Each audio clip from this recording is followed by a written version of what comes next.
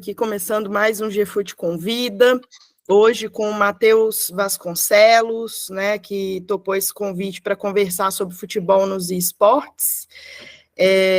Matheus, seja bem-vindo. Vou fazer uma breve apresentação do Matheus, mas acho que depois ele também pode adicionar da maneira como ele for, como ele achar melhor, né, falar sobre si mesmo. O Matheus é especialista em psicologia do esporte, mestre em saúde pública e membro da Associação Brasileira de Psicologia do Esporte, ABRAPESP. É psicólogo também da TO Esportes, é assim mesmo? Me corrija depois, caso seja necessário. Esportes. Hã? Two Sports. Two Sports, tá. É porque aqui a gente trabalha muito com torcida organizada, eu vejo um TO, eu já remento a TO. Excelente. Mas coordenador também da Escola de Psicologia do Esporte, EPE, e da Escola da Psicologia do Atleta, EPA. Né? Matheus, então, seja bem-vindo, fica à vontade. Como sempre, a nossa dinâmica aqui, a pessoa convidada tem até 40 minutos para fazer uma exposição, uma fala, e depois a gente abre para uma conversa mais livre, né? Perguntas e respostas, comentários, tá? Então, fique à vontade, Matheus. Se precisar de alguma coisa, estamos aqui. Beleza, legal. Gente, boa noite. Estou falando do Amazonas, tá? Acho que é importante destacar, estou falando da cidade de Manaus. Eu acho que vale contextualizar um pouco também da minha atuação aqui, que eu vou estar falando de um contexto de atuação onde eu sou prestador de serviços, geralmente, tá? E transito por diversas modalidades. E aí, eu acho que meses atrás, quando eu conversei com a Marina a primeira vez sobre vamos bater um papo lá com o pessoal do GFute sobre esportes, futebol e tal, pelo fato de eu transitar nesses dois contextos que se atravessam às vezes, tá? Então, eu trabalho com esportes eletrônicos, já trabalhei numa equipe de esportes eletrônicos que era de um clube, né? Trabalhei no Manaus Esportes 2020, início de pandemia, né? No ano de 2020. Então, eu estive dentro do departamento de lá, dando suporte às equipes que tinham na época. Hoje eu não faço parte, não tenho muito contexto sobre como está lá, mas também transitei em diversas outras equipes de esportes que não são ligadas a clubes, mas que geralmente nas competições tinham, né, também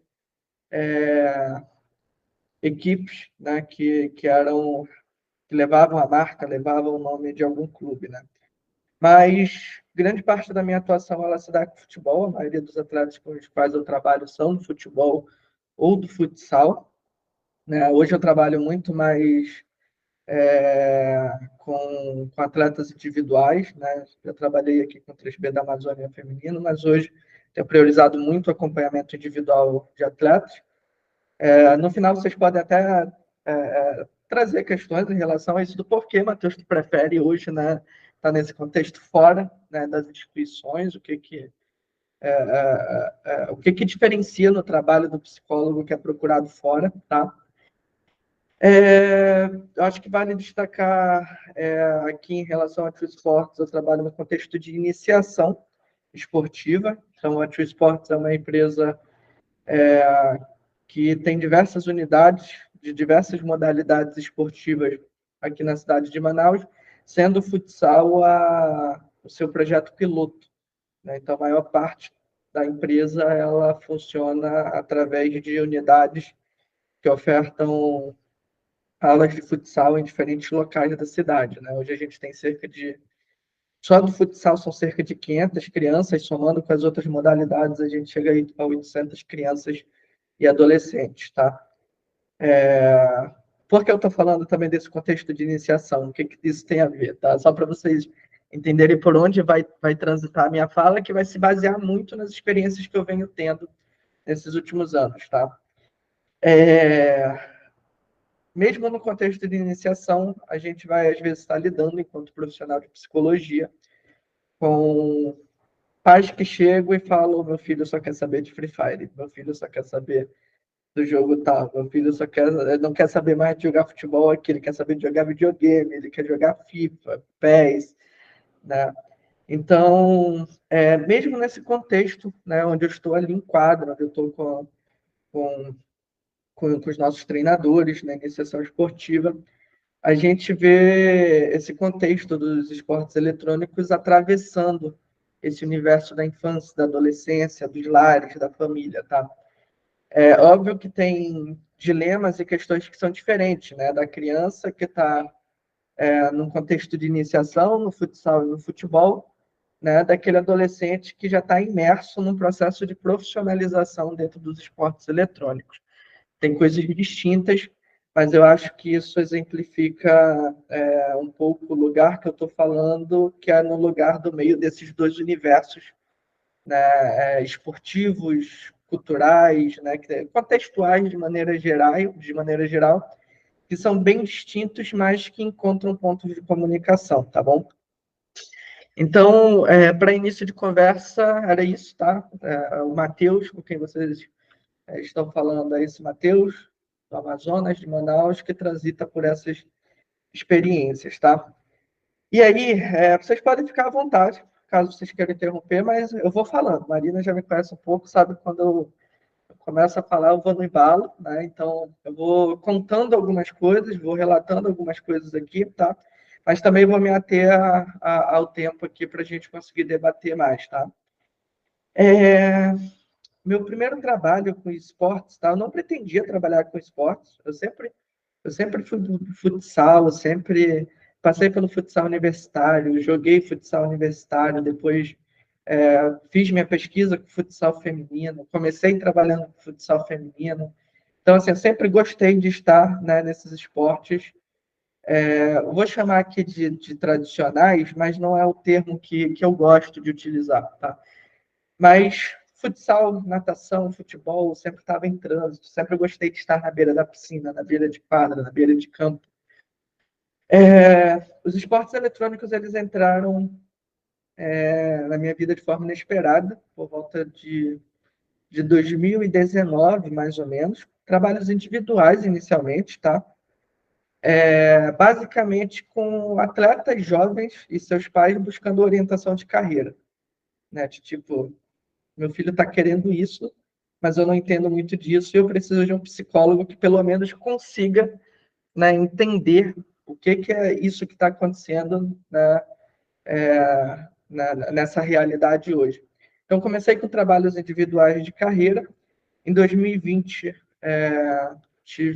comecei a ter as primeiras experiências com Manaus, né, com Manaus Esportes. E daqui eu vou contextualizar um pouco, né, cara, porque um clube de futebol, de repente, tem um departamento de esportes, tá? Primeiro de tudo, que eu acho que é bom destacar, do que eu vi durante esse período transitando nos esportes e que a gente precisa ter muita atenção. Eu, enquanto profissional de psicologia, tá? Mas eu penso que qualquer profissional que resolva, vou me debruçar sobre esse contexto. A gente está falando de um contexto esportivo, né, que nasce e que ele nasce num contexto basicamente sem direção sobre o que é gerir esporte. Né? Você não chega nesse contexto com várias pessoas entendendo, gestão esportiva é isso. É diferente de um clube, onde você já vai encontrar tudo departamentalizado. O clube pode até não estar dentro da sua estrutura funcionando de uma maneira organicamente saudável, vou dizer assim, saudável financeiramente, saudável organizacionalmente, mas ela tem uma estrutura, né? Ela tem uma hierarquia, ela tem um projeto de gestão ali que, mesmo que intuitivamente, né, ele acaba ocorrendo dentro do clube. Nos esportes, quando eu entrei, a primeira coisa que me assustou foi que essa estrutura ela não era dada, ela não era tão clara quanto era no futebol. No futebol eu sabia que, eu entrei ali através de um treinador ou de um dirigente, eu sabia a quem responder, todos os profissionais, em certa medida, conseguiam saber seus papéis, fisioterapeuta, psicólogo, preparador físico, treinador, dirigente, comunicação, etc. Então, existia um desenho ali do que era feito, mas quando eu cheguei nos esportes, a primeira questão foi não ter encontrado, né, essa organicidade de gestão. O que eu encontrei? Pessoas jovens, tá? Que tinham certa familiaridade, certa não, bastante familiaridade com esse contexto aqui que eu vou chamar de gamer, né? Que cresceram tendo acesso a jogos como Counter-Strike, FIFA, PES, né? O Pro Evolution Soccer, Street Fighter, né? Street Fighter, existem competições de Street Fighter. Então, pessoas que tiveram acesso, né, a esse universo gamer e que em determinado momento da vida resolveram, opa, eu quero viver disso porque há instituições, há pessoas vivendo e trabalhando disso em outras regiões do país. Isso eu estou falando aqui de um locus ainda que é Manaus, tá? Então, essas pessoas tinham querer, mas como é que se faz isso? Como é que se assume um departamento dentro de uma instituição esportiva e se inicia um trabalho de gestão? Enquanto psicólogo, esse foi o meu primeiro desafio, porque eu me dei conta que não bastava para mim estar somente na posição de psicólogo. Eu precisava ser, em muitos momentos, quase como um consultor, né? Por exemplo, você não vai encontrar dentro do contexto de esporte eletrônico direções ou diretrizes, regulamentações sobre como se forma um treinador. Vocês sabem, por exemplo, que para estar dentro de um clube de base do futebol brasileiro, essa pessoa vai ter que passar por um processo de formação. Ela vai ter que ir adquirindo habilitações ao longo da sua carreira, até, quem sabe, chegar no profissional. Dentro do esporte eletrônico, isso não ocorre, né? Você não tem o processo formativo daquele que treina. Então, um dos maiores estranhamentos foi chegar num contexto onde quem treina não tinha essa base, não precisa nem ser científica, mas não, nem mesmo essa base experiencial do que é treinar pessoas, do que é preparar tecnicamente, do que é preparar uma pessoa para lidar com decisões que são técnicas, que são táticas, que são de gestão de equipe, que são decisões que envolvem liderança de grupo. Então, em certa medida, boa parte do meu trabalho ele foi se dando, tentando construir qual é o perfil dessa profissão.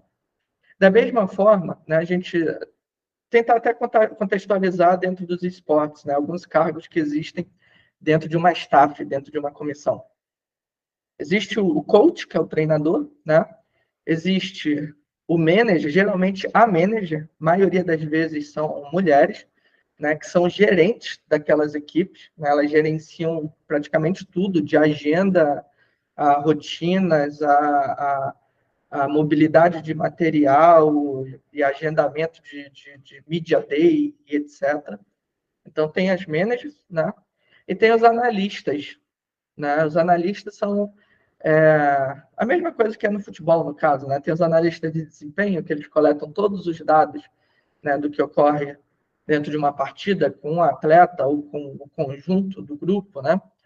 O analista dentro de um esporte eletrônico ele também tem essa função, né? Só que os dados que ele vai trabalhar por exemplo, fulano mata mais com arma tal, ou fulano ele não consegue tomar ações tão assertivas quando ele tem que virar para a direita, né? Quando ele vira, né, para o outro lado ele é melhor, mas para esse lado ele é pior. Então, tenta puxar o jogo fazendo ele virar para o lado pior. Então, o analista trabalha com essas informações, né? Só que eu fui vendo que muitas das experiências de como é que se passa essas informações, como é que treina as pessoas dentro desse contexto, se dava muito a partir da experiência do eu jogador, né?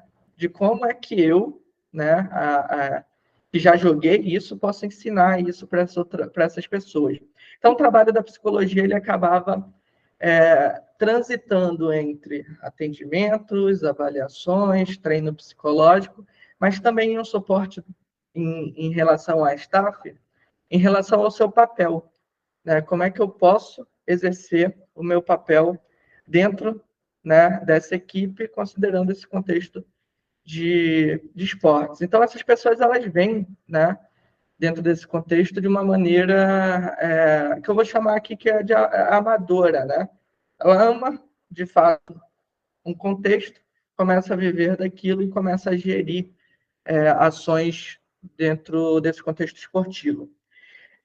E aí, no Manaus, eu comecei a me dar conta, por exemplo, eu fui querer entender, né? Eu entro em qualquer instituição, eu sempre tento entender o porquê isso está acontecendo aqui dentro, porque foi criado um departamento de esportes, né? Eu fui começar a entender o porquê isso estava ocorrendo dentro daquele clube para o qual eu fui chamado e por que isso estava acontecendo dentro de outros clubes, tá?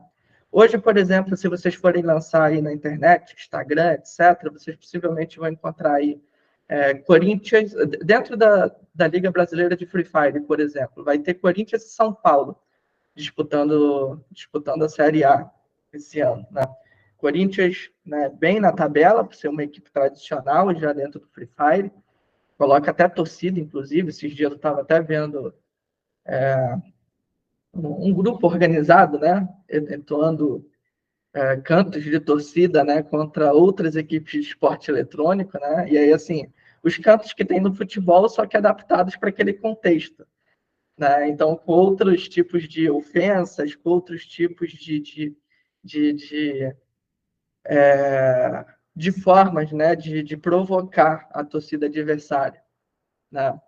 Então, vocês vão encontrar dentro do Free Fire, dentro do CBLOL, já teve o Flamengo durante o tempo. O Flamengo, acho que hoje não está no CBLOL, né, que é o League of Legends, mas já teve Flamengo como uma equipe muito tradicional dentro daquele contexto. Santos, né, Santos também já foi uma equipe muito forte dentro do contexto do esporte eletrônico. Então, vocês vão ver, né, que vai surgindo essas iniciativas a partir dos clubes. Antes de entrar no Manaus, eu sempre achava que era tipo, caraca, o clube teve essa ideia genial. O clube, alguém lá dentro falou, pô, a gente tem que entrar nisso, vamos. Só que de dentro eu fui percebendo que o movimento, na verdade, ele é distinto.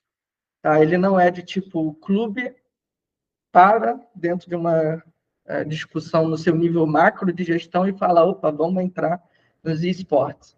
Geralmente essas iniciativas, elas se dão de fora para dentro. Tá? E elas se dão de fora para dentro por conta, tá? Do interesse do contexto de esporte eletrônico na massa midiática que envolve futebol, né? E dois, que isso aumenta possibilidades de captação de patrocínios, né? Tendo em vista que algumas equipes, às vezes, vão conseguir captar patrocínios que são de empresas que são da área de tecnologia, né? Então, sucessivamente, né, o que se pensa a partir de quem gera esporte eletrônico? Se esse clube tem envolvimento com patrocinadores do universo de tecnologia, eu posso me aproximar também a partir disso, né? Porque expor a marca dentro de uma equipe de esporte eletrônico também é importante. Então, fui começando a perceber que as iniciativas, elas não vinham intra-clube, elas vinham extra-clube. Geralmente por alguém que torcia, né, que tinha certo envolvimento em um nível de gestão, né, de alguma coisa e tomava aquela iniciativa de juntar, né, de se juntar à marca do clube. Então, em algumas situações ocorre da seguinte maneira, né? O clube cria um departamento que fica sob gestão, tutela, responsabilidade administrativa de tal pessoa. Em outros casos, tá? Como o caso do Vasco da Gama, o Vasco da Gama hoje não está na Liga Brasileira de Free Fire, né? Só para vocês verem como acaba, às vezes, até existindo um uso do clube, que aí eu não vou fazer um julgamento aqui do que é ético ou não nessas relações contratuais que acabam sendo estabelecidas, tá? Mas acaba havendo um uso do clube que, às vezes, o que ocorreu, por exemplo, né? O Vasco era BD Vasco, né? Era uma empresa especialista em esportes, que era Black Dragons, e Vasco. Então, juntou duas marcas, né? Então, o BD Vasco disputou a Série B todinha do Free Fire. Acho que ano passado ainda estava na Série B do Free Fire. Subiu, jogou uma Série A todinha, né, como BD Vasco, e agora está somente como BD, somente como Black Dragons. O Vasco já não está na história. Então, a marca, né, da empresa especialista ficou, né, dentro da Liga Brasileira de Free Fire, e o Vasco, não sei como é que ficou exatamente a marca de esporte nesse sentido, né? Então, outro meio essas empresas se unem aos clubes e fazem praticamente uma cogestão, né? Tentando fortalecer o posicionamento de marca, tá? Dos clubes, o que é interessante é que, geralmente, para os clubes, o que chama atenção é o quê? Qual é o público dos esportes eletrônicos? Geralmente é um público jovem, né? É uma geração aí que ela é pós-95, geralmente, pós-90. Então, vamos pegar logo 90, porque eu sou 90 e eu também vivi geração Nintendo 64, PlayStation, Counter-Strike, então vivi essa geração também. Então, é uma geração anos 90, né? Majoritariamente uma geração que vem depois dos anos 2000 e que consome muito, e é uma geração de massa, né? Então, se você pega a Liga Brasileira de Free Fire em 2019, você acessava, às vezes, uma transmissão. Se fosse um dia que estivesse jogando Corinthians e Santos, que são dois clubes, e estivesse também jogando a Loud, que é uma das maiores equipes de esporte eletrônico no país, e a Tiniquid, que é outra grande equipe, você ia ter uma transmissão beirando a 500.000, 600.000 pessoas assistindo na Liga Brasileira de Free Fire. E isso por praticamente 6 horas ininterruptas, começando 2 horas da tarde e acabando 18 horas da noite, né? Então, assim, inicia as transmissões 1 hora, né? Começa, comentários, papapá, e depois uma transmissão muito longa, diferente do futebol, né? Que é uma transmissão que geralmente dura ali suas 2 horas, né? Com jogo, comentários, etc. Então, tinha um público grande ali. Então, os clubes, né, por exemplo, o Manaus, quando entrei, uma das coisas interessantes era a gente consegue alavancar a marca a partir disso, né? Então, existe quase como um movimento que é muito parecido dos dois lados, né? As organizações, os interessados nos esportes, esse movimento de quero alavancar a marca junto com o clube, e o clube, quando vê, de opa, isso é interessante, quando olha os números, né? Então, é um pouco, né, do que acontece nessa realidade quando se trata desse universo de gestão, de finanças, de patrocínio, etc. Tá? Só que tem algumas coisas interessantes, assim, gente, que eu acho que merece muita atenção, que é o quanto isso, de fato, hoje, na atual realidade, tá, tem sido interessante para os clubes ou não. Por quê? Tá? Eu tô levantando essa questão. Dentro do futebol brasileiro, por exemplo, hoje eu acho que a gente não tem tantas políticas de fair play financeiro que sejam sólidas. Você vai encontrar assim, uma discrepância enorme, né, entre clubes, né, em questão financeira. Mas ainda assim, você vê, por exemplo, os clubes discutindo questão de cotas de transmissão. Eles estão brigando, estão ali naquela briga, mas conseguem discutir. Hoje no esporte isso não tem tanto controle, tá? Os esportes, por conta dessa falta de controle, você vai ter, por exemplo, uma equipe que tem sua sede nos Estados Unidos, que investe milhões, onde o principal investidor é um astro americano do basquete, e você vai ter uma equipe que um gestor resolveu criar dentro do clube um departamento, mas que não tem toda aquela fonte de investimento milionária, né? Que tem que ir se virando com patrocínios que são muito menores, que movimentam uma parte da indústria do esporte eletrônico que é muito pequena, né?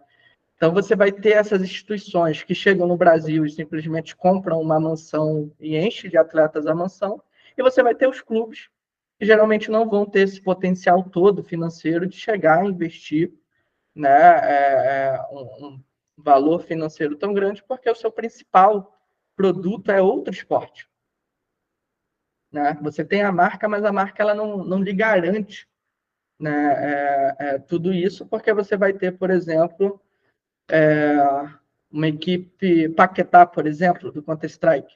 Paquetá é uma equipe de Counter-Strike, né, criada, fundada, onde o principal investidor é o Lucas Paquetá.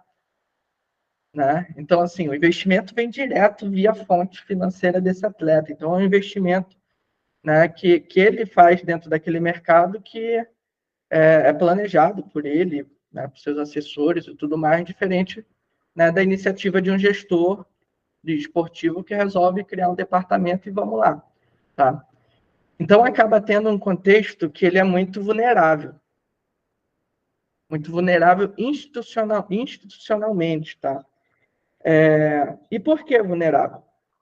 Porque a fonte de renda dos esportes eletrônicos ela não é tão diversificada quanto as fontes de renda do futebol.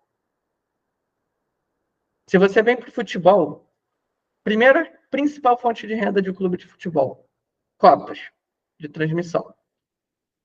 Beleza? Segunda principal fonte de renda de um clube de futebol, venda / transação de atletas. Ou seja, se é um clube formador, forma atletas e vende atletas para o exterior. E depois você tem aquelas várias outras fontes de renda, que são venda de camisa, ingresso, né? E assim sucessivamente. Né? Patrocínios, ainda tem os patrocinadores que estão ali entre as principais fontes de renda. Você tem a renda que vem de premiação. Então, por exemplo, o clube faz o planejamento de estar pelo menos numa semifinal, porque vai fechar as contas, né, o planejamento financeiro de estar numa final.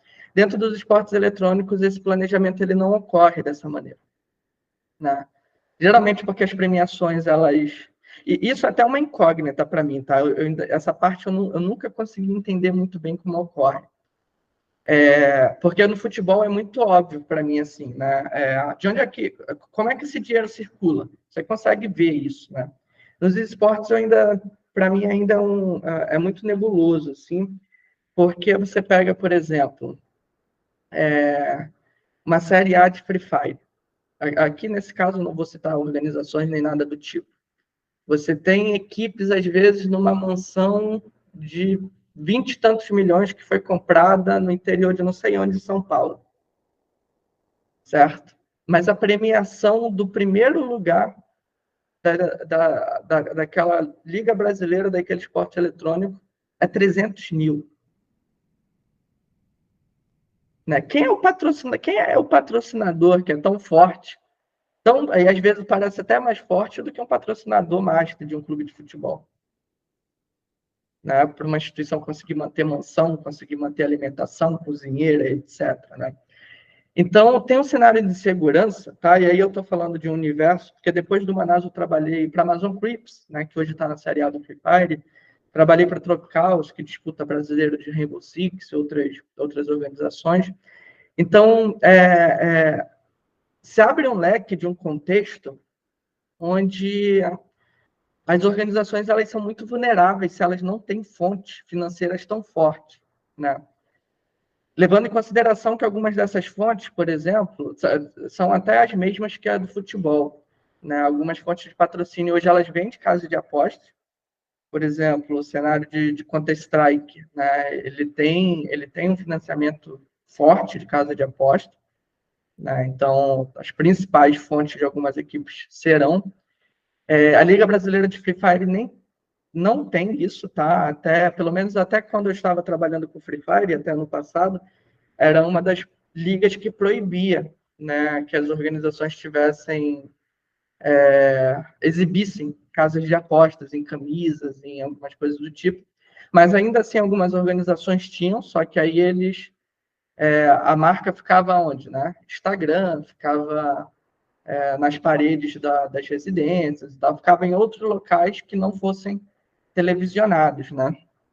Então tem uma fonte de renda que vem bastante desse contexto, mas não é para todo canto. A Amazon Crips, por exemplo, que é uma instituição que eu trabalhei. Como é que essa organização se mantém na Série A? É uma instituição que tem uma parceria muito forte com o governo do Estado. Né? Então, tem fontes de financiamento, de apoio, que elas são governamentais. Inclusive, no Brasil, acredito que é a única, tá? E aí você pega, é a única equipe fora do eixo sudeste, né, que está dentro da Série A de uma competição de algum esporte eletrônico, no caso do Free Fire. Né? Mas você tem ali uma fonte de apoio que ela ela é pública, né? Ela é através de políticas públicas. Aqui em Manaus, por exemplo, nesse ano, tem até universidades que, por conta dessa parceria da Amazon Crips, né, enquanto empresa de esporte eletrônico, com o governo, tem instituições de ensino superior que dão bolsas para atletas de esporte eletrônico aqui agora, né? Então, tem o vestibular específico para quem é dos esportes. Né? Então, foi uma forma que encontraram, né, de inserir essa galera na universidade, ao mesmo tempo que está dentro de alguma equipe tentando se profissionalizar.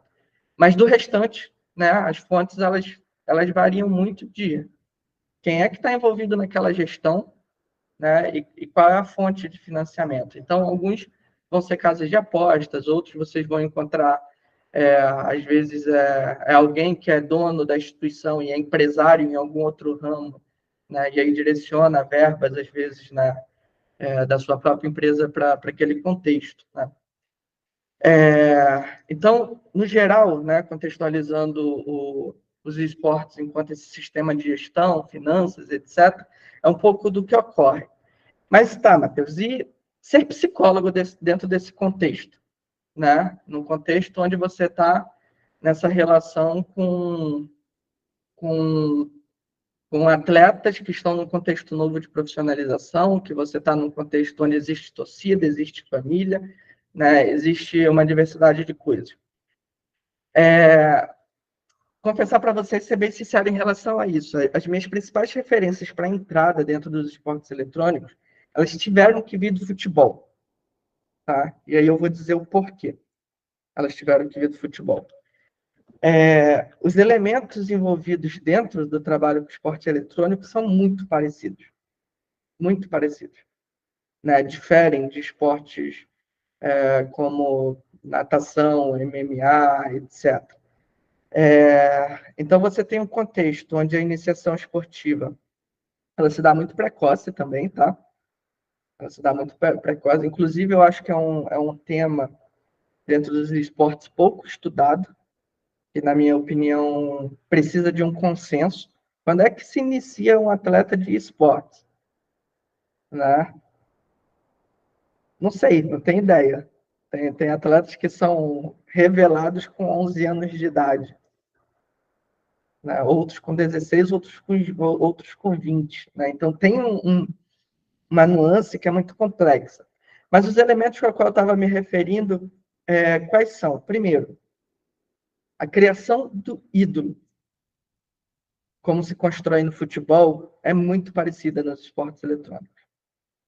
Né? Os atletas legendários, eles surgem no esporte eletrônico de uma maneira muito forte, como no futebol. Então, por exemplo, como é que um esporte como o Free Fire invadiu as favelas tão rápido no Brasil?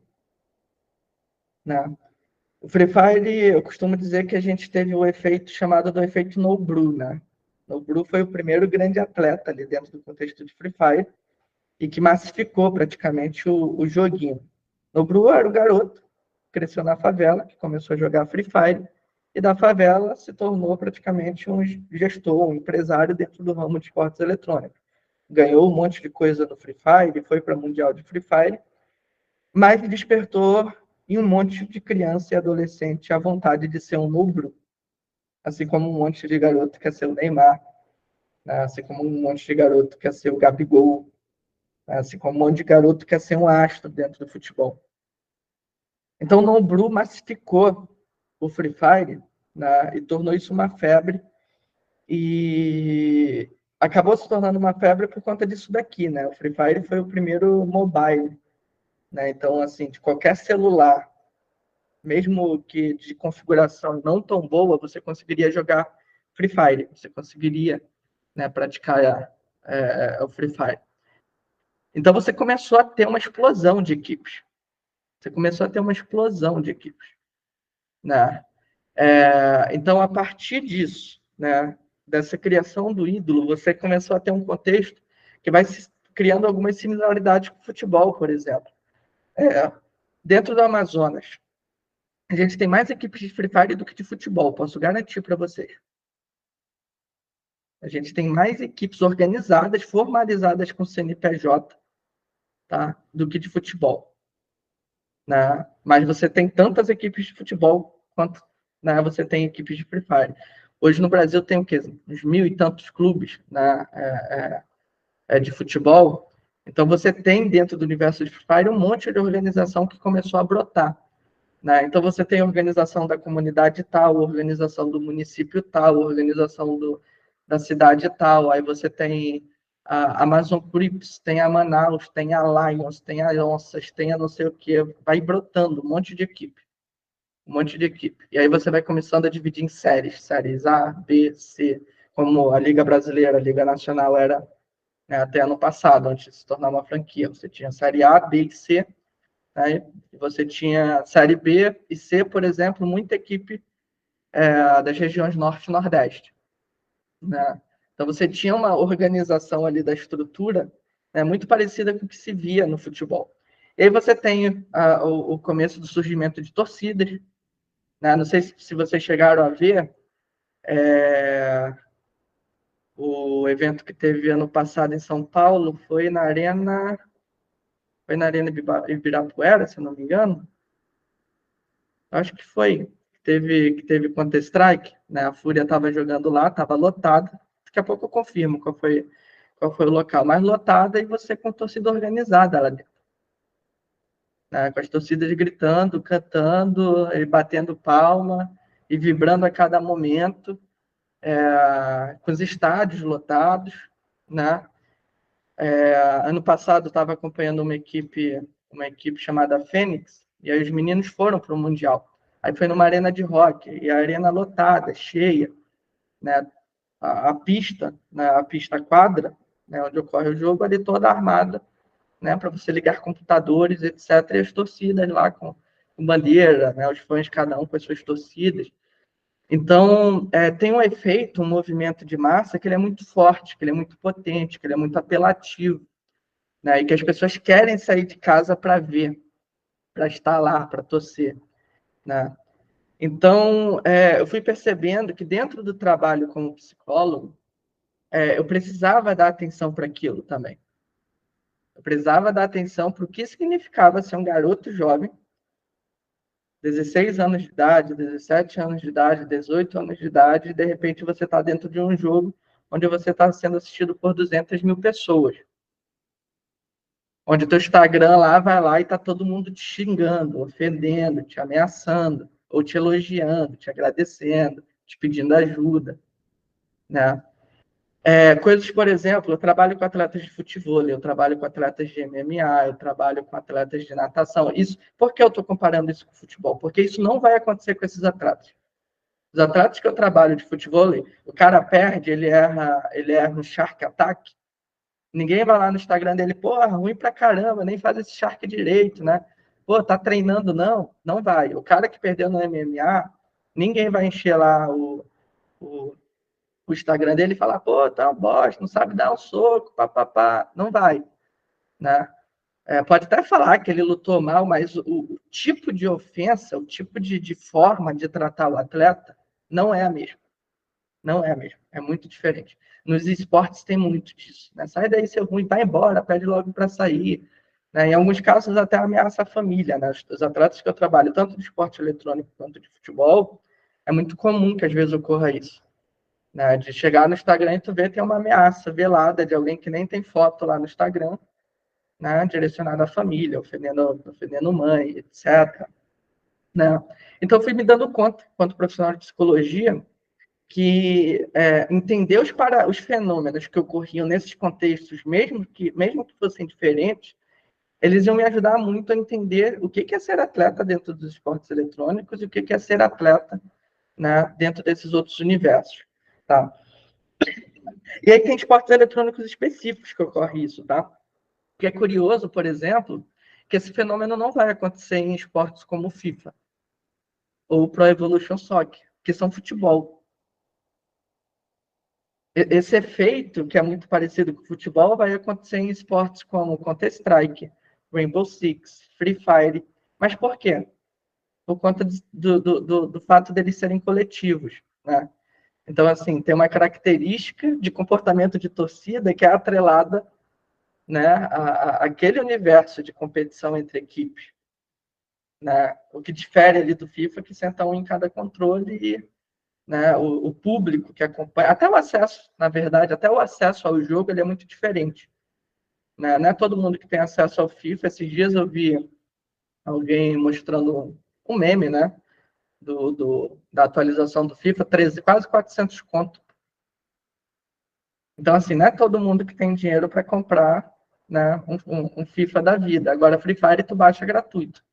Rainbow Six tu vai encontrar, se tu tem no videogame, tu vai comprar por R$ 39,90. Se tu joga no computador, tu vai achar até mais barato. Counter-Strike tu baixa gratuito, né? Então, você vai ter um contexto de acessibilidade que ele é muito distinto e que acaba formando um público que é muito distinto, tá? Então, isso foi fazendo com que eu fosse tendo mais atenção a isso. Então, as demandas que iam surgindo era de como eu lido com a torcida, né, de como é que eu lido com a pressão. O contexto familiar é curioso, porque as famílias, quando elas entendem que, caramba, dá para viver disso e o meu filho está ganhando dinheiro com isso, começa a gerar um comportamento familiar que é muito parecido com o do futebol, que é de cobrança, que é de tentar ensinar como fazer, do que é certo, o que é errado, e olha o que é legal, né? Porque você não vai encontrar um pai e uma mãe que cresceram jogando Counter-Strike, por exemplo, para chegar para o filho e falar, pô, tu tá fazendo isso errado, faz desse jeito. Mas o comportamento, ele se repete. Conforme a família vai começando a assistir, ela vai começando a tentar se meter, né? Tentar a ter essa postura que é de tentar assumir uma figura pedagógica, de fato, dentro do jogo, né? Então, isso vai se repetindo, e se repetindo não, isso vai tendo uma similaridade também, né, quando a gente compara esses contextos. Da mesma forma, a carreira, né, a carreira do atleta de esporte eletrônico, ela até encerra até de forma mais precoce, tá? Eu já trabalhei com transição de carreira de atleta de esporte eletrônico de 21 anos. Fim de carreira. Acabou. 21 anos de idade. 21 anos de idade eu nem tinha terminado minha faculdade ainda. Né? Ainda faltava 2 anos para eu terminar minha faculdade com 21 anos. Então, assim, 21 anos de idade, um garoto fazendo transição de carreira. Tipo, o que eu faço da vida? Já vivi de esporte eletrônico. Preciso escolher uma faculdade, preciso escolher alguma coisa, porque a minha vida profissional aqui parece que já não está caminhando. Né? Então, você pega aí praticamente cerca de 5 anos de uma vida intensa profissional. Óbvio que tem casos atípicos, tá? Por exemplo, o Fallen, que é do Counter-Strike, né? Até um dia desse jogando em altíssimo nível ainda. Né? O que nos diz o quê? Que esse contexto precisa de profissionais de educação física, de psicologia, de fisioterapia, de nutrição, porque ninguém chega aos 30 e poucos anos de carreira, mesmo no esporte eletrônico,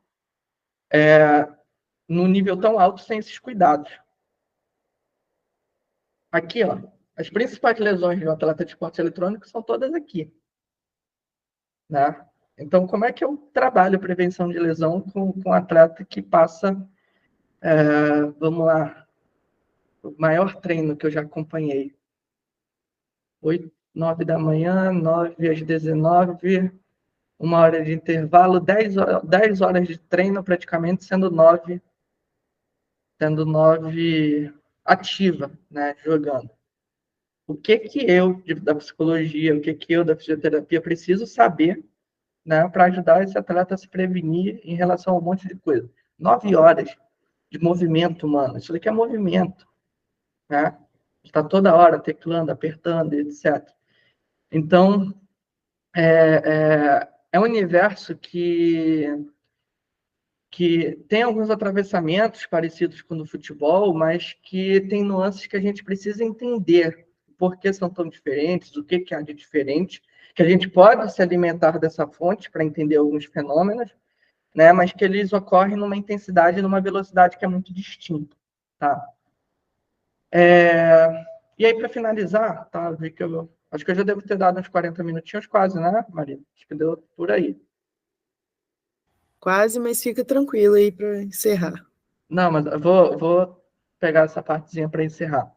Então, e aí, para encerrar, tá, o que eu penso que é interessante de a gente olhar para esses novos movimentos do esporte eletrônico hoje, né? Porque o esporte eletrônico, ele tem um contexto que ainda me preocupa no seguinte sentido, que é o fato de serem esportes onde a responsabilidade final da execução desse esporte ele está numa desenvolvedora, né? Então, assim, por exemplo, o futebol, se a CBF diz não vai ter mais futebol no Brasil, meu amigo, não tem como, vai ter futebol no Brasil. Né? Você vai virar aqui na rua, o Campeonato Brasileiro vai ocorrer aqui na esquina, aqui no campo de barro. Né? As pessoas vão continuar jogando futebol, o futebol vai continuar acontecendo, vai ter bola para jogar. Agora, os esportes, se uma desenvolvedora toma a decisão de simplesmente acabou, vamos deletar o código-fonte, ninguém vai ter mais acesso, e agora? Como é que se joga isso? Por exemplo, o primeiro Counter-Strike, né, ele é mantido num servidor que não é da desenvolvedora. São de fãs que conseguiram ficar com código-fonte. Então, tu consegue jogar o antigo Counter-Strike porque criaram um servidor a partir né, do fandom, que eles chamam, né? Dos fãs que gostam muito do antigo e eles mantêm ali dentro daquela plataforma. Mas os códigos, as atualizações, elas não são abertas, né? E é onde entra até esse debate, né? É esporte ou não é? Como é que a gente pode dizer que é esporte se a empresa pode falir e, tipo, ninguém mais ter acesso ao jogo, né? Não tem mais como fazer download, não tem mais como abrir salas de competição, enfim. Então, é um contexto que eu sempre fico muito atento, né? Principalmente para quando eu estou trabalhando individualmente com atletas, até saber orientar a família, saber orientar os atletas em relação ao que é o futuro, de fato. Né? Porque é muito inseguro você estar numa equipe, por exemplo, como a Liga, vou usar a Liga Brasileira de Free Fire porque eu trabalhei muito tempo com Free Fire, tá? Praticamente desde do Manaus, assim, foi Free Fire direto, né? No ano passado, tiveram equipes, por exemplo, que compraram as vagas, né, da Série A para disputar a Série A de Free Fire. Virou o ano, a desenvolvedora tomou a decisão de não. Agora, as vagas elas vão ser para convidados. Imagina, né, um clube, um gestor, uma empresa esportiva investir $500.000 em uma vaga e no ano seguinte a desenvolvedora falar: agora a gente vai convidar quem a gente quer, quem tem a vaga aí fica na expectativa. Então, teve organizações, por exemplo, ano passado, que compraram suas vagas por $500.000, algumas às vezes até por menos ou mais, né, para disputar a Série A. Mas no ano seguinte não foram convidadas, ou seja, investiram uma grana alta. E aí os patrocinadores como é que ficam? Quando olham, opa, como assim? A gente não ia ficar disputando a Série A e o convite não chega, né? Então tem um cenário de segurança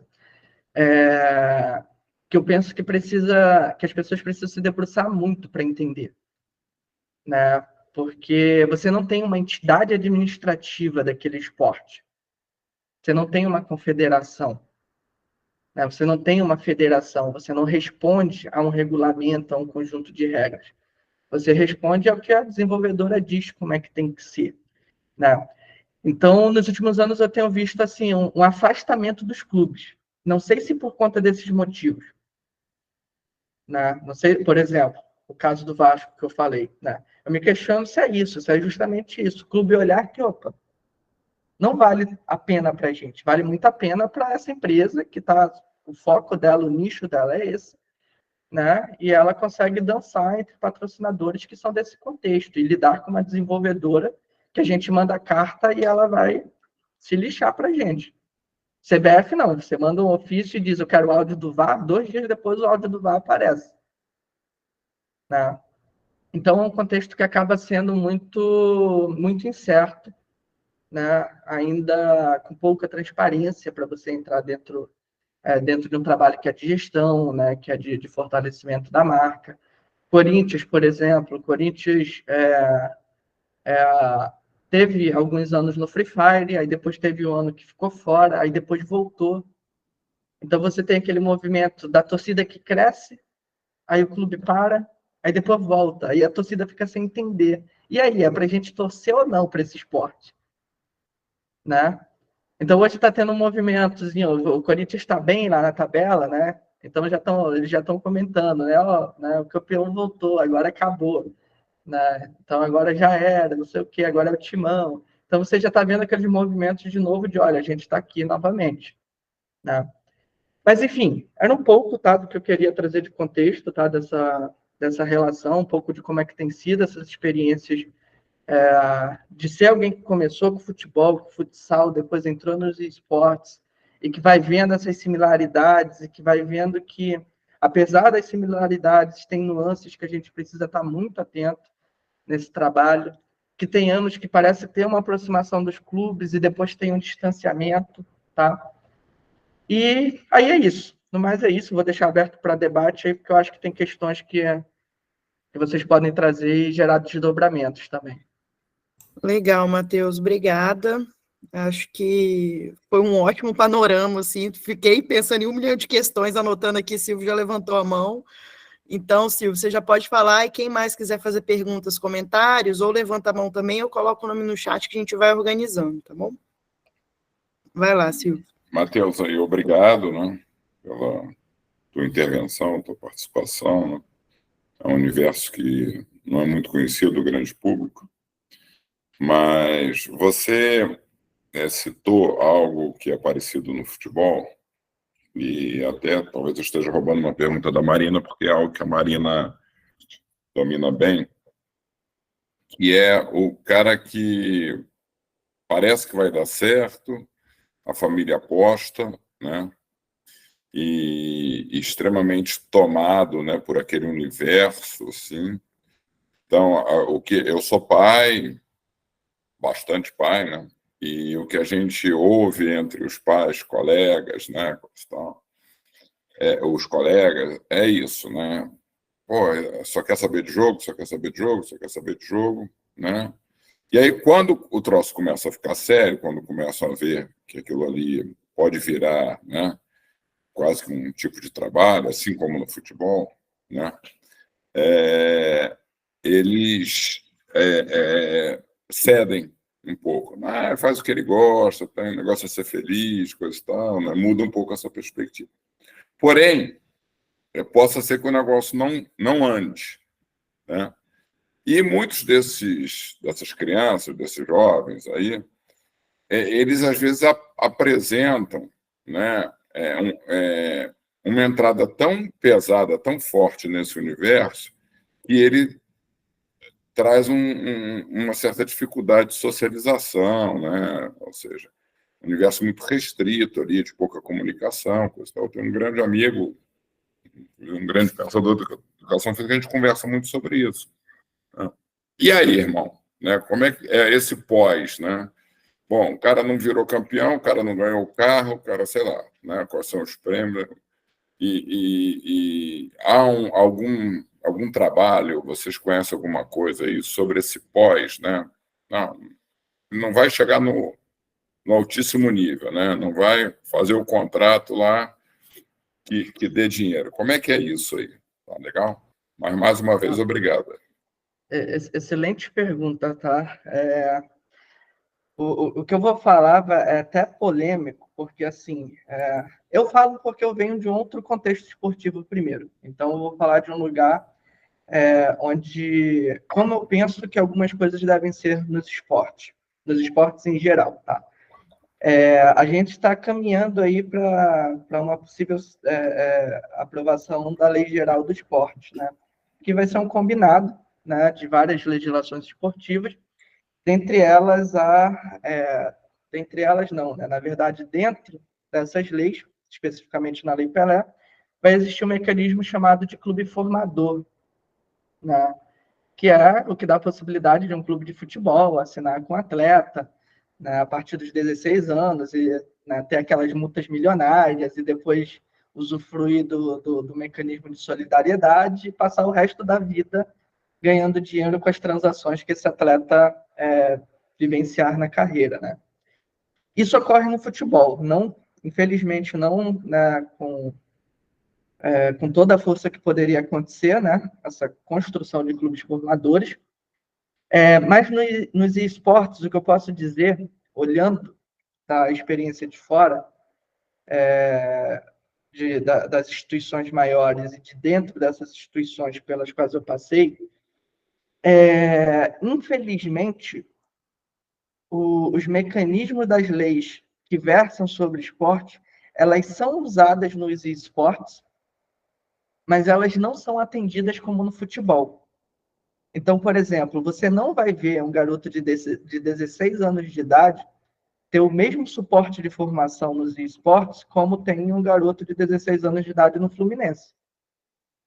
No Fluminense, você vai ter 300 funcionários atendendo aquele garoto. Né? Entre roupeiro, cozinheira, zelador, psicólogo, assistente social, pedagoga, preparador físico, treinador, etc. Nos esportes, o que sempre me chamou a atenção é que hoje existe o processo de contratação a partir dos 16 anos de idade, ou seja, o mecanismo da Lei Pelé, né, para assinar contrato especial de trabalho com garoto a partir dessa idade, mas não tem todas as garantias exigidas pela Lei Pelé, de acompanhamento escolar, de assistência social, de acompanhamento nutricional, de alojamento de tais formas, né? Não sei o que vai mudar com a Lei Geral do Esporte, tá? Mas eu vou te falar do que eu, Matheus, sempre fui muito chato dentro desse contexto, tá? E sempre fiz questão de cobrar, de educar, de tentar sensibilizar as instituições pelas quais eu passei da necessidade de dedicar o mínimo daquilo que a Lei Pelé diz para atletas jovens dentro desse contexto. Por quê? Tá? Eu já passei por instituições, por exemplo, fui lá, chamado para trabalhar, fechei contrato, iniciei as primeiras entrevistas. Primeira coisa que eu descubro, atleta fulano de tal, que é um dos nossos melhores atletas, abandonou a escola com 16 anos de idade, porque a escola não dá futuro. E todo mundo na organização sabe. A primeira coisa que eu chego é, como assim esse garoto abandonou a escola? E ninguém falou nada, ninguém reuniu com a família, ninguém sentou, conversou. Como assim? Quanto esse garoto ganha? Contexto de Free Fire, tá? Contexto de Free Fire não é um contexto que remunera tão alto. Então, você vai ter atletas que ganham de 2 mil aos que ganham 10 mil. Tá? Vocês sabem tão bem quanto eu que hoje no Brasil, salários nessa faixa, você vai viver, mas as contas vão ser apertadas. Tá tudo caro. Então, esse garoto com esse dinheiro, dependendo de quanto tempo ele vai manter essa carreira, ele não vai construir seguridade nenhuma para o futuro dele. Né? Então, eu sempre, pelas instituições que eu passei, eu sempre tive esse cuidado de... Óbvio que, assim, teve instituições que não gostaram da minha postura, no sentido de dizer, a gente precisa criar um contexto que é de proteção. É alto rendimento? Legal, mas tem que ter um contexto de proteção. Porque se esse garoto ele tem 16 anos, ele vem bem no primeiro ano, no segundo ano, no terceiro ano de competição. Aí, com 19 anos de idade, esse garoto não consegue mais render, começa a encontrar um monte de dificuldade, ou aparece um monte de gente melhor que ele. Qual vai ser o futuro desse garoto? Né? É o que vai acontecer, ele vai iniciar um processo de transição de fim de carreira com 19 anos de idade, tendo abandonado a escola, não tendo iniciado faculdade, sem saber o que fazer. Porque o discurso é muito parecido com o que eu vejo entre jovens no futebol. De isso tem que dar certo, ou eu não sei o que eu vou fazer da minha vida. Atletas jovens de futebol, quando eles não recebem orientação, é esse o discurso. É essa a opção que eu tenho na vida. Se isso não der certo, não tem outra coisa. Então, assim, dentro dos esportes, eu considero isso hoje muito falho, tá, Silvio? Muito, muito, muito, muito, muito falho. Em grande parte, eu atribuo essa falha pela ausência da assistência social dentro desse contexto. Dentro do futebol, as assistentes sociais, elas estão batendo em porta, né, perturbando e falando sobre direito de atletas a todo momento. E dentro dos esportes a gente não tem isso hoje, infelizmente, tá? O que eu considero uma infelicidade, porque são esportes que são de massa também. São esportes que são de massa. Se você entrar na Twitch agora, se tiver algum streamer transmitindo algum esporte eletrônico agora, vai ter pelo menos 30 mil pessoas assistindo esse cara falar jogando. Alguns vai ter até mais. Então, assim, muita gente está sendo influenciada por esse contexto, onde o que se vende, às vezes, é luxo, mas o que acontece na realidade, na maioria das vezes, não é.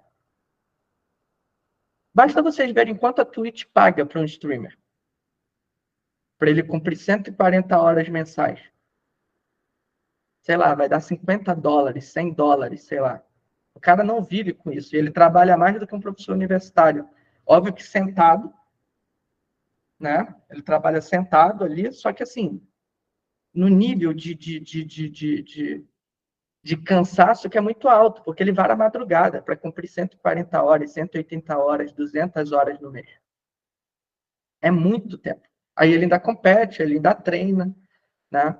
Então, acaba sendo um contexto de muita precarização do trabalho. Muita, muita, muita, muita precarização do trabalho. E aí, pela ausência, né, de profissionais, eu sempre cito assistência social porque eu acho que eles têm... A assistência social tem um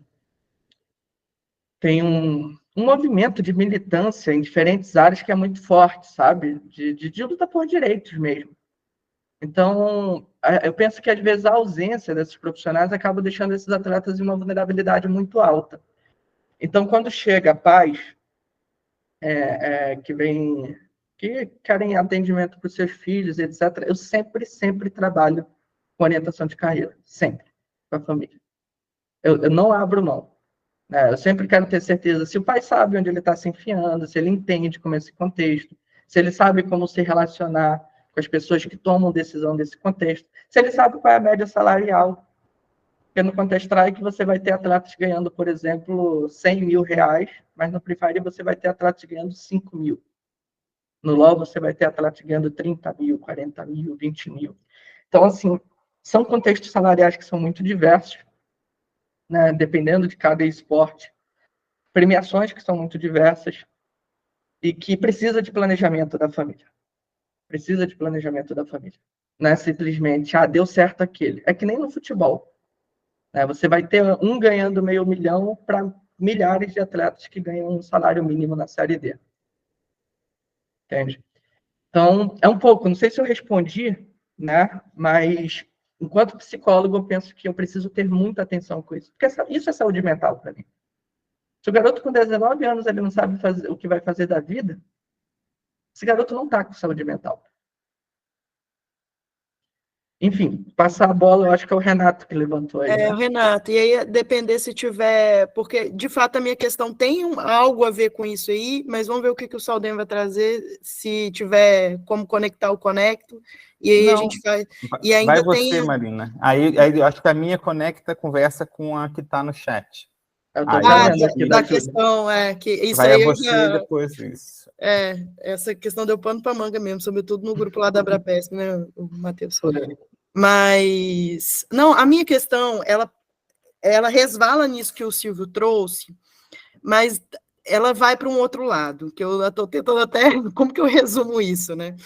Porque ao ouvir você falar, assim, eu conheço muito pouco sobre esportes, nunca trabalhei com esportes, eu parei futebol de joguinho, L-Foot, foi a última coisa que eu joguei na vida, sabe, assim, Super Nintendo, então, às vezes você fica falando dos nomes assim, eu fico boiando. Mas existe algo né, desse cenário todo, de toda essa organização, dos atravessamentos e tal, né, que você trouxe aí bastante, que se parece com essa coisa das categorias de base de futebol masculino, né? Misturado com uma coisa meio reality show, né? Porque me chamou muita atenção você falar das mansões, porque nas categorias de base a gente fala sei lá, das casinhas, dos barracos, que os meninos vão, né, do alojamento quando é um clube mais sério, né? Mas, assim, até todo esse processo de chegar lá envolve barracos, né? Não é chegar, enfim, não é você ser colocado numa mansão. Para você chegar na mansão, você percorre um caminho aí mais longo. Aí eu queria que você falasse um pouco mais do sentido dessa mansão.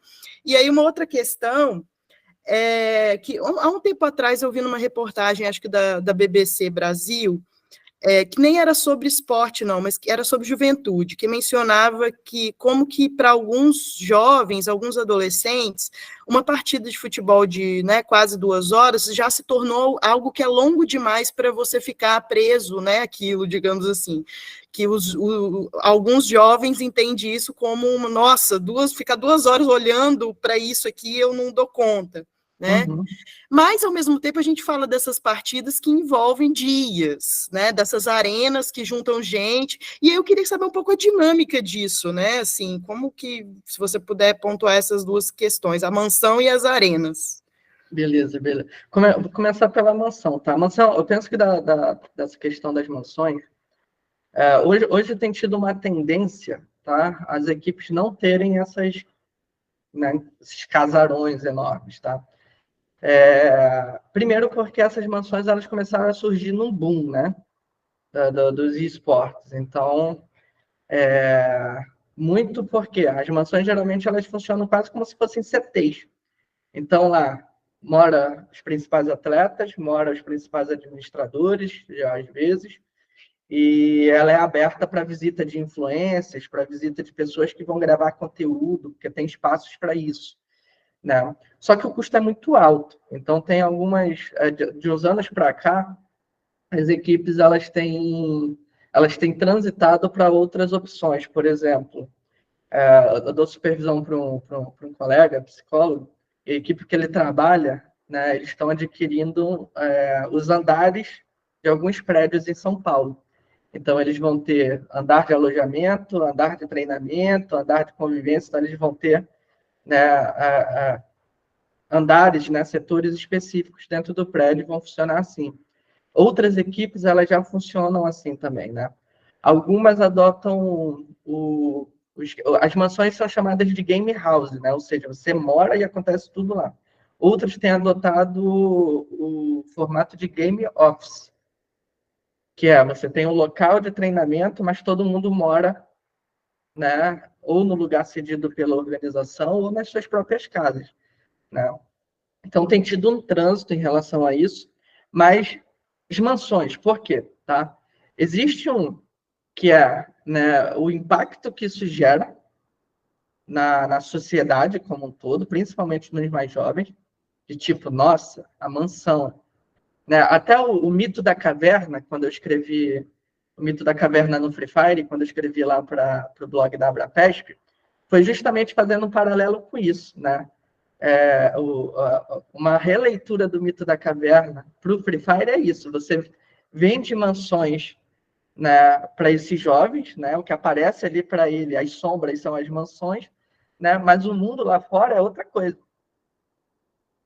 Né? Então você se ilude com aquelas imagens, com aquilo tudo que aparece no Instagram, mas quando você vê de fato como é o mundo, né, você vê que tem muito mais que aquilo, e isso acaba gerando muito impacto no jovem. Então as mansões ela tem esse lado também que né, o impacto comercial que isso gera. Só que muitas equipes foram vendo que isso é insustentável, né? Mas tem o outro lado que ele é administrativo também, né? Para algumas organizações, a ideia de que você ter tudo funcionando numa casa com dezenas de quartos é mais fácil, né? Você consegue botar influência ali, consegue botar a sala de psicólogo ali, consegue botar a fisioterapia ali, você coloca tudo ali e administra ali. Né? Só que basta um ano de resultado ruim e as contas não fecharem, né, para ver que manter uma mansão não é tão simples assim. Ainda mais se forem aluguéis em São Paulo, né? Dependendo de que região geralmente estão em São Paulo, acaba sendo muito caro. Então, essa dinâmica, tá? Ela se dá por esses motivos. Agora, a dinâmica de convivência é muito curiosa. Eu tive a experiência, quando fui para São Paulo, fiquei um mês trabalhando em São Paulo com uma equipe. E aí, eu aceitei o serviço por 2 motivos, né? Um, que era de vivenciar essa questão do estúdio, de estar na arena, que aí eu vou comentar um pouco sobre isso. E outro que foi de estar imerso dentro do ambiente de convivência desses atletas. Né? Então, praticamente um mês convivendo, morando, né? Sendo parte ali daquele ambiente. O que é interessante, o que nunca vai ser contado, de fato, né? É que os conflitos ocorrem nesse cotidiano, né? Às vezes conflitos gravíssimos, né? Que ocorrem dentro desses ambientes e que a gente precisa ter muita atenção, sendo psicólogo lá ou trabalhando fora, de fora mesmo, né? Porque casa e trabalho se confundem. Você uma hora está na sala treinando, você sai, anda um pouco do corredor, você está no seu quarto. E daqui a pouco no seu quarto tá os seus companheiros de treino. Então, as coisas ficam muito confusas ali naquele ambiente, né? Então, tem questões aí, e que isso os advogados aí da área esportiva tem muito processo rolando em relação a isso por aí, tá? Dentro dos esportes eletrônicos, né? Que é como se o atleta ele tivesse vivendo 24 horas o esporte, é como se ele estivesse dentro de daqueles negócios da Petrobras, no meio do oceano, né? Só que ele não recebe por isso. Ele não recebe por isso. Né? Ele recebe quando ele está cumprindo hora ali no office, mas quando ele vai para o quarto é como se ele estivesse em casa. Né? Então, tem rolado muito problema nesse sentido, e por isso tem sido desfeito muitas dessas noções, porque quando você vai olhar a partir da lei trabalhista, né, a questão que vai vir né, onde é que esse menino trabalha e ele para de trabalhar? Né? Então, muitas das demandas acabavam sendo síndrome de burnout. Né? Sempre. Eu comecei a tratar como obrigatório a avaliação de burnout periódica com todos os atletas que eu trabalho, de todos os esportes, quando eu comecei a ver muito burnout nos esportes. E tem porque é isso, você está imerso toda hora no trabalho. Você não consegue parar de trabalhar. Se os meninos param de jogar, eles vão para o quarto, o que eles fazem? Adivinha? É isso, eles vão jogar mais, eles continuam jogando. Muda o jogo, pelo menos? Às vezes muda, mas nem sempre. Mas mesmo assim ainda se cria um ambiente de competição. E quando muda, Marina, tem uma questão nos esportes que é interessante. Existe a modalidade que é FPS, né? A categoria de jogos que é FPS, né? Que você joga em primeira pessoa. Então, um atleta que joga FPS, Counter-Strike, por exemplo, se ele treinar para jogar Valorant, ele consegue, porque é o mesmo estilo, é a mesma mecânica. Então, às vezes, eles param de jogar esse e começam a treinar outros também. Então, às vezes, eles estão jogando outro, mas é treinando, é pensando em carreira, muitas das vezes. Então, eu jogo CS, jogo Valorant e jogo Rainbow Six. Porque se der errado aqui, eu vou para o outro, eu vou para o outro também. Né? Então, existe até um trânsito entre essas modalidades, né? Quando elas são similares. Então, isso é a questão das mansões, tá? Para pensar um pouco. Agora, a questão das arenas, a questão dessa dinâmica, tá? Isso vai variar muito de esporte para esporte, tá?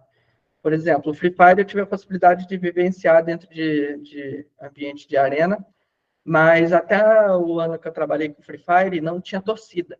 Esse ano eles estão começando a inserir torcida, né, em espaços menores de arena, então a galera está conseguindo ir torcer. Mas é algo muito curioso, assim, porque é como os esportes, como o futebol mesmo, é aquele ambiente que você tem provocação, você tem atleta apontando um na cara do outro, gritando, você tem, às vezes, uma equipe fazendo um canto na sala do lado, que é para provocar a outra, porque está na sala colocar eles em salas similares. Você tem aqueles trânsitos de cumprimento entre treinadores, etc.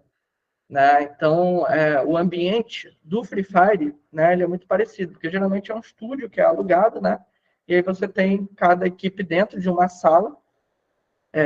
Os atletas vão para a arena, onde eles ficam, né, como se fosse tipo uma arquibancada, parece uma arquibancada, a arena do Free Fire. Né? Eles ficam dentro cada um dentro dos seus blocos ali para jogar, né? E a staff toda fica na sala. A staff acompanha da sala o que está acontecendo. A staff não fica na arena, dentro da arena. Agora, é diferente, por exemplo, do Apex. O Apex eu trabalhei com uma equipe o ano passado inteiro, e os meninos eles foram para Carolina do Norte e foram jogar também. Nossa, vou esquecer o outro país que eles jogaram. Eles foram para outro país agora. Mas acho que foi na Alemanha, que teve uma etapa do Mundial na Alemanha e, salvo engano, outra etapa que foi na Carolina do Norte. A dinâmica já foi um pouco distinta, porque como é que o Apex ele é organizado pela EA, né? Como é que ocorre a dinâmica da competição? Eles alugam uma grande arena esportiva, né? O da Carolina do Norte foi uma arena de hóquei, né? Enquanto na Alemanha eles já botaram uma arena que era que era quadro, basquete, era para esse esporte de quadra no geral. E aí você tem a arquibancada cheia de pessoas, né? Então no trabalho com esses atletas, teve todo um trabalho de preparação psicológica para lidar com a torcida também. Com o que é estar naquele lugar. Assim como lidar com a torcida, também teve trabalho de preparação que era eu sabia que alguns atletas iam encontrar atletas de outros países dos quais eles eram fãs. Então, assim, eu sou brasileiro, jogo isso, me classifiquei para o Mundial e eu vou encontrar o cara que eu assisto todo dia. Ele vai jogar do meu lado, contra mim. Então, também teve que ter um trabalho de preparação, tipo, sei lá, Vinícius Júnior sair daqui com 16 anos e, de repente, ele está batendo de frente com o Messi e Cristiano Ronaldo. Entende? Então, teve um trabalho de preparação para esses garotos lidarem com isso também. Eles chegarem, eles saberem, né, o que conversar com essas pessoas, eles saberem o que eles falam na entrevista, eles saberem, né, como é que eles lidam com todo esse ambiente de estrutura que assusta. Imagina, você chegar numa arena esportiva gigantesca, só que ela está toda preparada para receber uma estrutura eletrônica. Com internet, com servidor, né, com aquela iluminação absurda que fica as arenas, e uma arquibancada cheia. Aqui no Brasil deu, né, 10, 15, 20 mil pessoas, né, na arena para acompanhar as finais do Counter-Strike. Então, a dinâmica acaba sendo um pouco diferente, mas é interessante porque não dura um dia, né? Então, assim, esses meninos começava na sexta-feira, então era no caso do Apex, né? Sexta, sábado e domingo. Sexta-feira, tarde e noite. Sábado, tarde, domingo, tarde, né? Então, por quê? Né? Tem um dia que é 2. Porque, você foi à tarde. Você se classificou, você já está na próxima etapa do dia seguinte. Você não se classificou, você vai ter a etapa dos eliminados à noite, entendeu? Então, o que era uma competição de 4 horas se torna uma competição de 8 se você não classificar direto, né? E aí no dia seguinte você tem mais 4 horas e no último domingo você tem mais 4 horas, né, com as 20 equipes classificadas, né? Então acaba tendo que ter um cuidado maior com rotinas de sono, de alimentação, né, de relação ali entre os atletas e a staff, né? Acaba sendo muito, muito, muito, muito mais intenso, né, essa rotina competitiva do atleta. E de atender fãs ainda, né? Legal. Saldanha, foi mal aí que eu te atravessei com Não, era isso mesmo. Mas aí, junto com a questão da Júlia que está no chat, e aí, se mais alguém quiser fazer... Pronto, não. Eu vou... É isso, também vou parabenizar, acho muito legal, Matheus. Eu confesso que eu não sabia nada desse universo, eu não imaginava o quão vasto e quão complexo ele era, enfim, muito interessante. E muito legal o seu trabalho. Vou ler primeiro, que aí depois eu emendo. Acho que precisa ler para ficar para gravação também, né, Marina? Isso? Importante, né? Sim, sim. Tá, a Júlia perguntou no chat aqui, ó. Boa noite, Matheus. Gostaria de parabenizá-lo pela excelente apresentação. Recentemente rolou um debate acerca do investimento por parte do Ministério do Esporte, em que a Ana Moser, né, a ministra, afirmou que o esporte não é esporte e que isso não deveria entrar nessa pasta. Gerou polêmicas.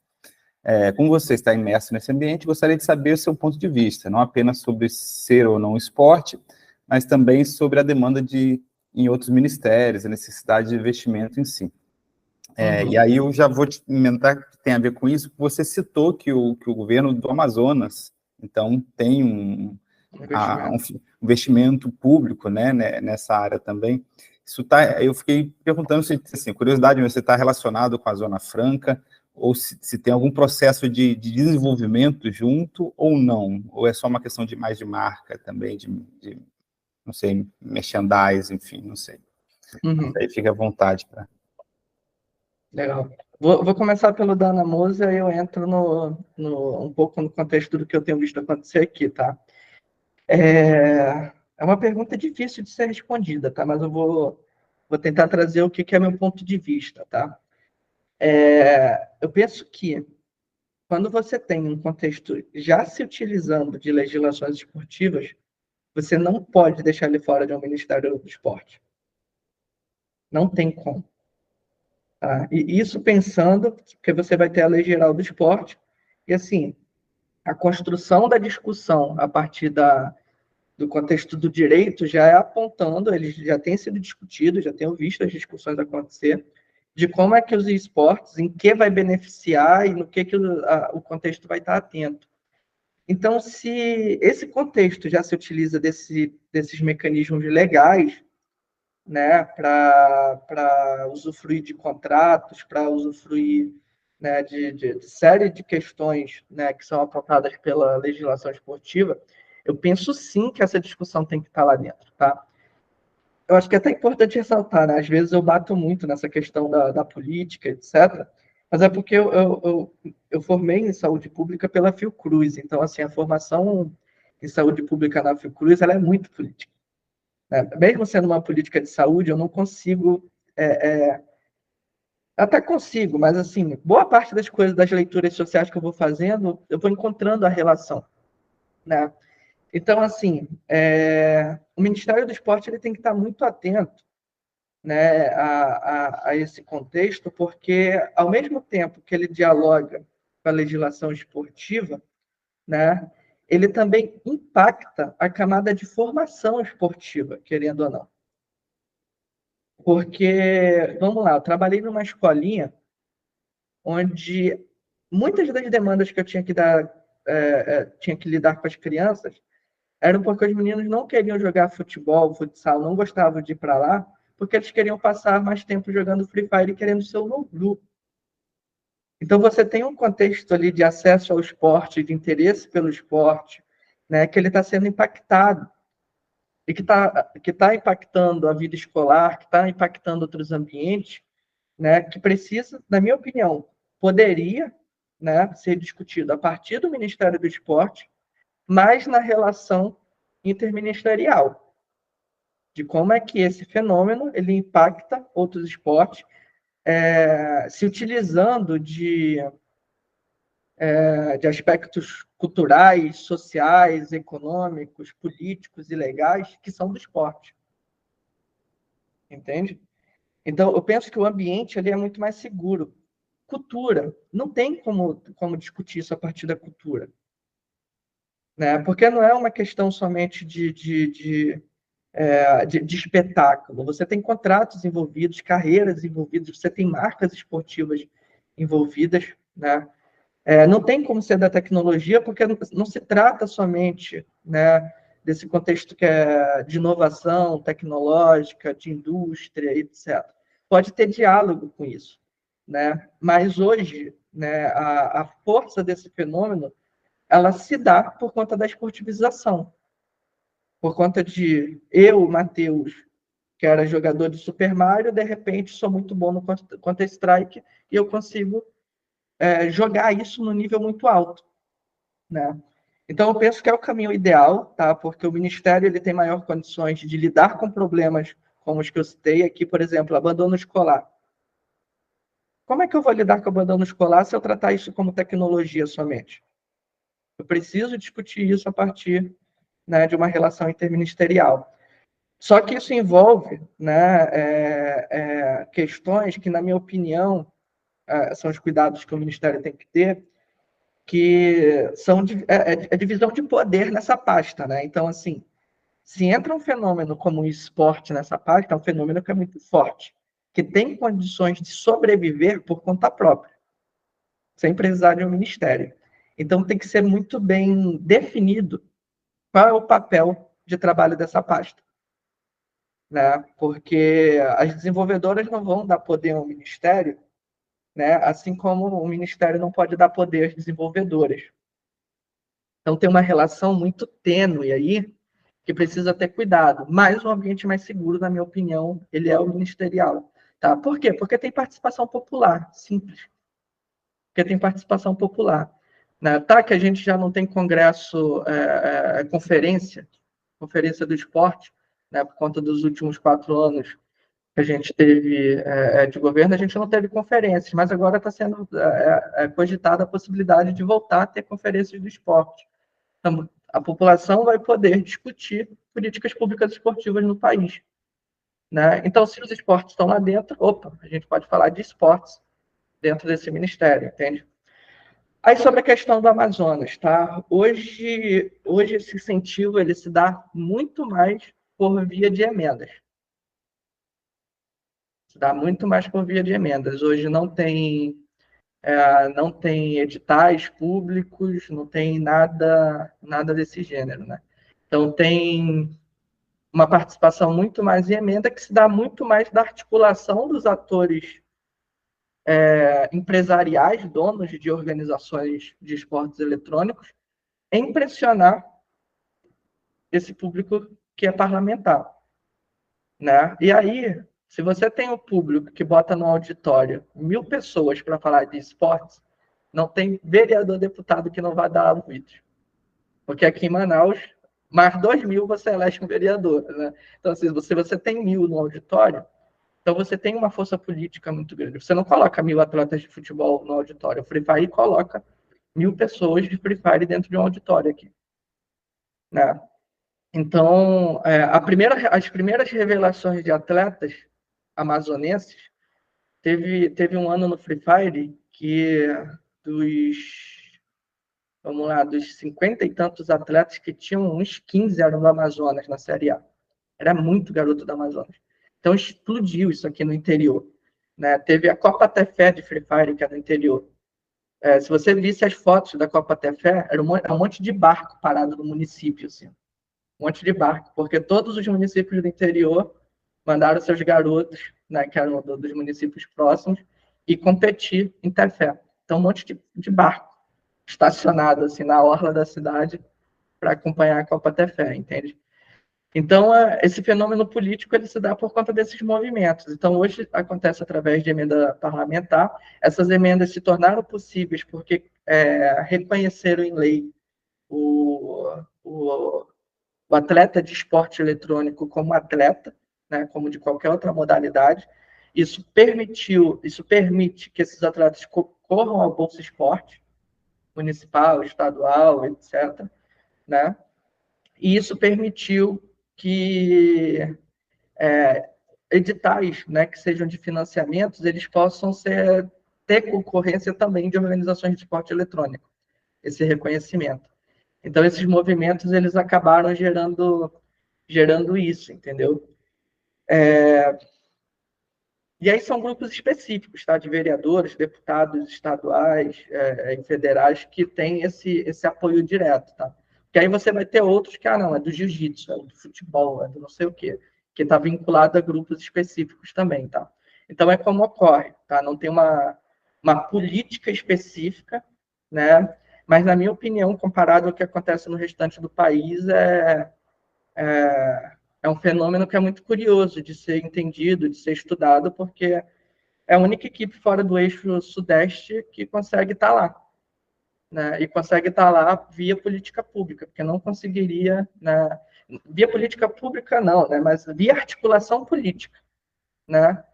Usufruindo de um mecanismo dentro, né, da nossa, do nosso sistema parlamentar, que é o de emenda parlamentar, né? Então, você consegue, então todo ano tem verba possível para investir ali. E investe por quê? Porque essa equipe, ela organiza campeonatos escolares, né? Ela que leva essas competições para o interior, né?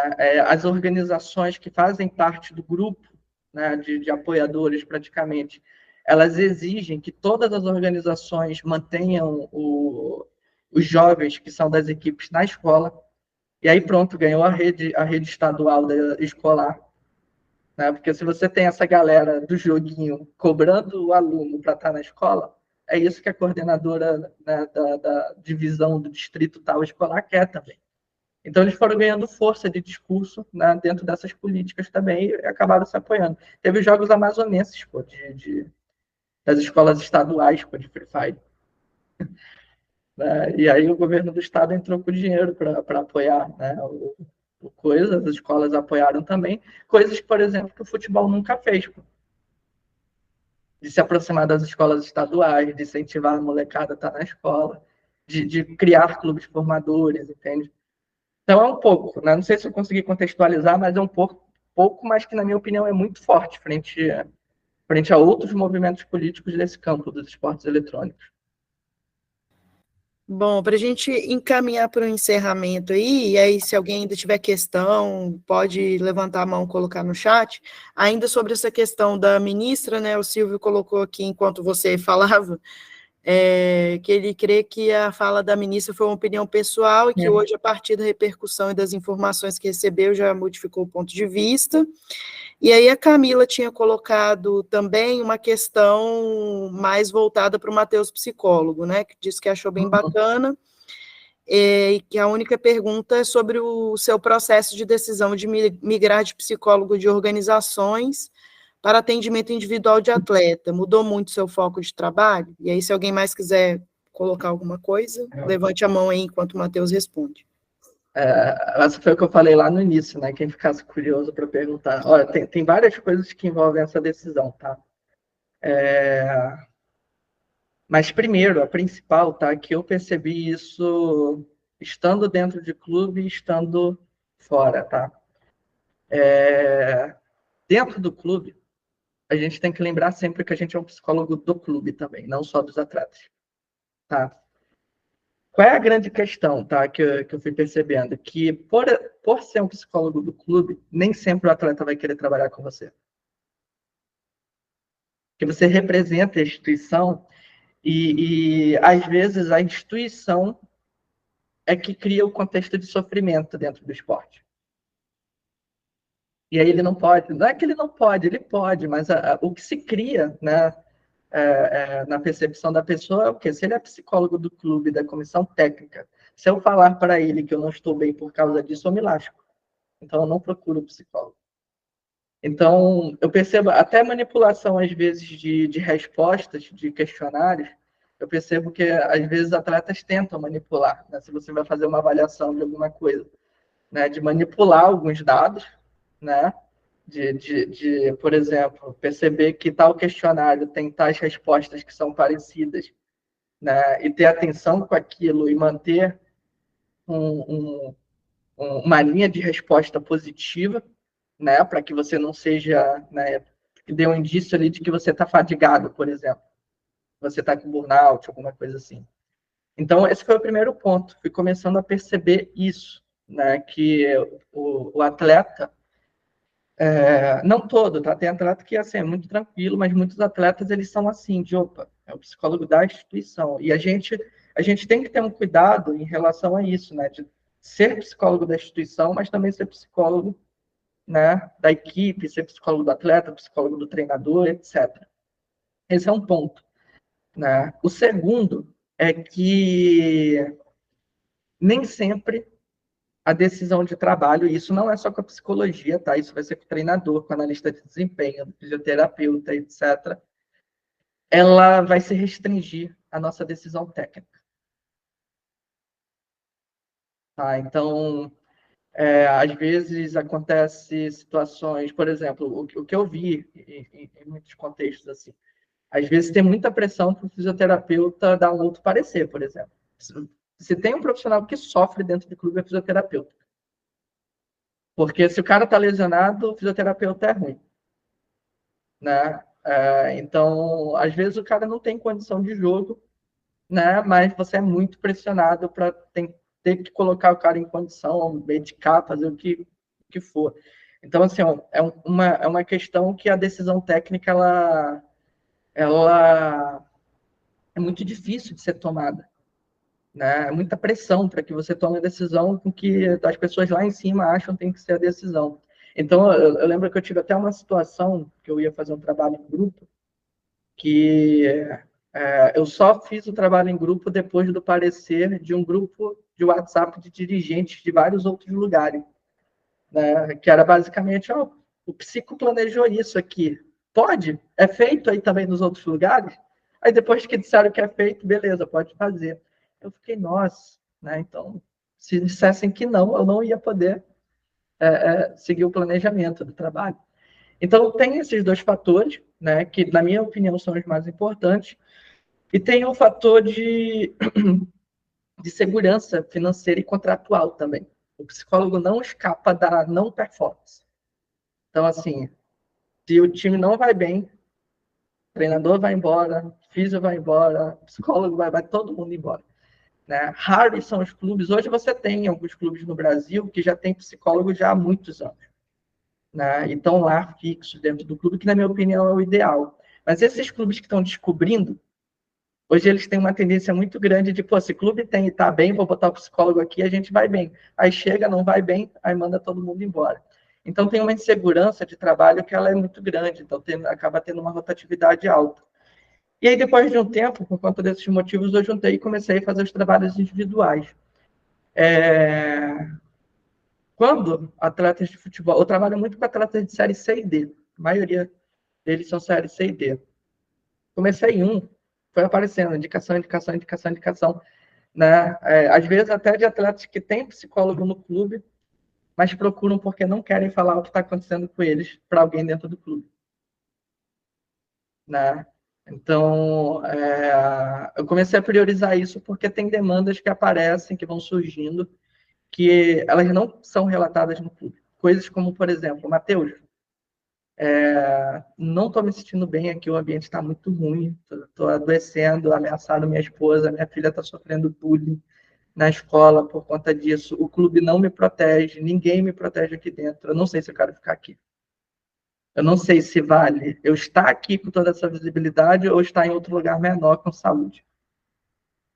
Isso eles não conseguem conversar dentro do clube, entendeu? Fora do clube, eles conseguem parar, avaliar, pensar essa decisão e ter um espaço de escape mesmo.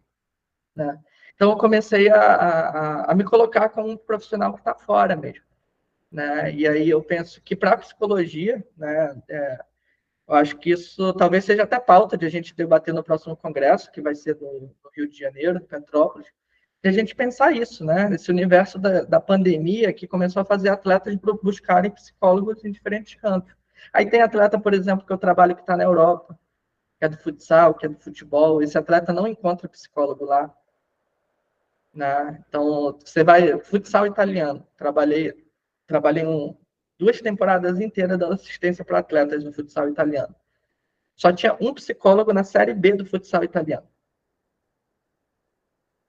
Né? Muito preconceito, muita resistência. O que as atletas faziam? Começaram a procurar durante a pandemia quem eram os brasileiros atendendo os atletas de lá.